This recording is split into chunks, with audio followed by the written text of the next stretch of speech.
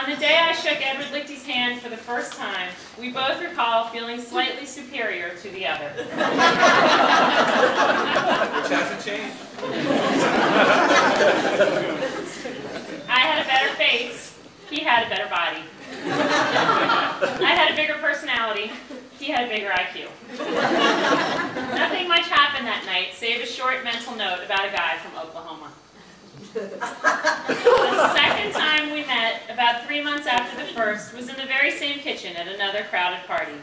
I had home court advantage since the hostess was my friend. "Hey," I said, "I remember you. We met at Meg's last party." "Right, how are you? Is it Kelly?" He had an immaculate smile, flawless teeth neatly aligned. "Yeah, Kelly, good, so I'm good. So that shirt," I hear myself say, referring to his shiny vintage top. "That shirt's not you at all. Aren't you from Oklahoma?" He had really dazzling blue eyes. "Or Arkansas," he said with a forgiving smile. "Same thing, really." He filled my wine glass with just a nod of confirmation from me. "So the shirt's not me, huh? You don't even know me. I bet you don't even know my name." "Well, that's true. I don't actually remember your name, but I do know that shirt is not you. You're more of a J. Crew guy, a business school guy. I'm not buying this retro disco thing you've got going on." His proportions were excellent. Shoulders that made clothes hang right, a smooth front, and a nice round tush that sat up athletically.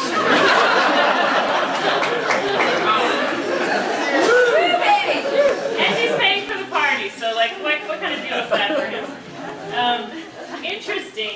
Interesting, he started as he stepped back from the bar to a small corner where we could talk for a long time. I turned my back to the kitchen full of chattering friends. We were tucked in now, nothing to interrupt us. "Has anyone ever told you, you look a bit like Monica Lewinsky?"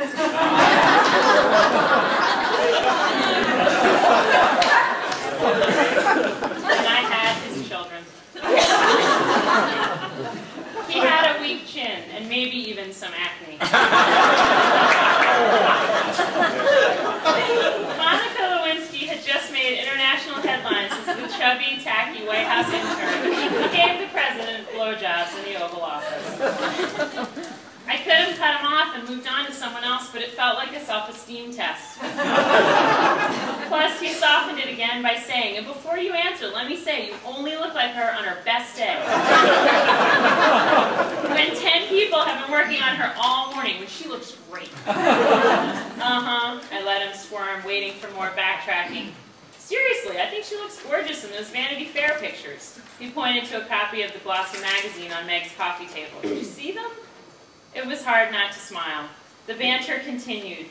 But when the night came to an end, he left without asking for my phone number, and I thought, who does Arkansas Shiny Shirt think he is? In the middle of next week, though, I got a call. He said Meg gave him my number. We went out for a drink, he forgot his wallet, and I happened to have a 20 on me. Within a few months, we were improbably in love. The sick-to-your-stomach kind, the kind where you smile at the phone after you hang up. And then I have to skip this part because it's just too embarrassing. So now, my father is coming in. Skip it. So then it gets to the point where my father is coming to meet Edward for the first time. And I really had never been in love before, so I never really introduced my father to anybody. That afternoon, my dad was landing at SFO. I think my mom had sent him out to see just who this Edward Lichty was. On the way to the airport, I made some final preparatory remarks. So Edward, just remember, when you're talking to my dad, he starts in the middle of things. Like he might just lean over to you and say, "Sometimes those guys will just try to snow you." And if he does that, which he definitely will, just hang in there because he always comes around again. He always doubles back and fills in the blanks, so just wait it out. I got it. Oh, and remember, he really rolls his jaw around. GT thinks it has to do with his dentures, but whatever it is, he looks kind of like a coke addict. Which he totally does. Just ignore it and I'll tell him to watch it. And sometimes he refers to himself in the third person, like the green man likes his eggs over easy. And you know, he might burp or maybe even pick his teeth after lunch. I shook my head in resignation. He doesn't even know he's doing it. He's just completely completely outward focused. What I really wanted to say is, love him, Edward, you gotta love him. It'll kill me if you think he's just okay. Kelly, stop, Edward said, smiling broadly and patting my leg. It's gonna be great, we're gonna have a great day. When we pulled up to SFO, my dad was out front with a tiny suitcase on wheels, wearing his maroon Radnor High School lacrosse warm-ups. But on top of that, since it was a special day, he had added his famous green linen blazer. The blazer I had heard him affectionately address as Old Limey when he hung it up at me. He was grinning and waving and kind of laughing at I don't know what. I shook my head, but a reliable feeling came over me, the one I get when I see him in a crowd. Impossibly jolly among the tired, irritated, ungrateful masses. Edward jumped out, arms stretched forward as he closed the gap between them. Arkansas Ed, well, all right. They patted each other vigorously on the shoulders as they shook hands and then shook hands some more. Lovey! He squeezed his arms around me and we had a long hug. How about this timing? I mean, it's like James Bond.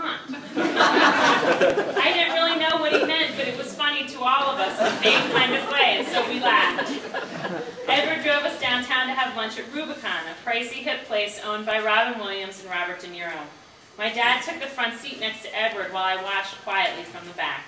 Their conversation never slowed, my dad occasionally punching him on the shoulder like a favorite cousin or an old teammate. Edward looked back at me every so often with a face of total joy, like he was riding around with Magic Johnson or Bill Murray. We were seated quickly, and a waiter handed Greenie an extensive wine list while my dad was mid-story about a stock tip he once got. So, Ed, I'm talking to this guy with one eye. And he closed one eye theatrically like a pirate, the Gusser. Swear to God, just out of the blue. And the Gusser says to me, he leaned in for effect and grabbed Edward's hand. He says, Georgie, Chicago Rockin' Pacific, get yourself something. The waiter waited and my dad turned to him. Can I get you something from the bar, or perhaps an iced tea? The waiter asked.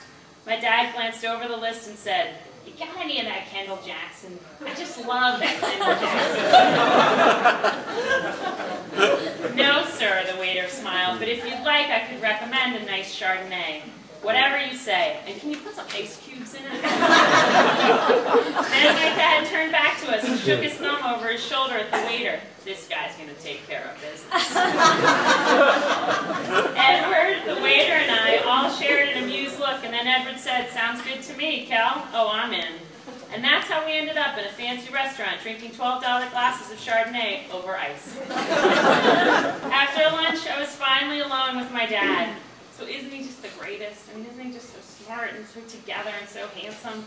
But my dad seemed to think that his notable resume and good breeding were relatively inconsequential. He just said, Lovey, the way he looks at you. I just love the way he looks at you. Thank you very much.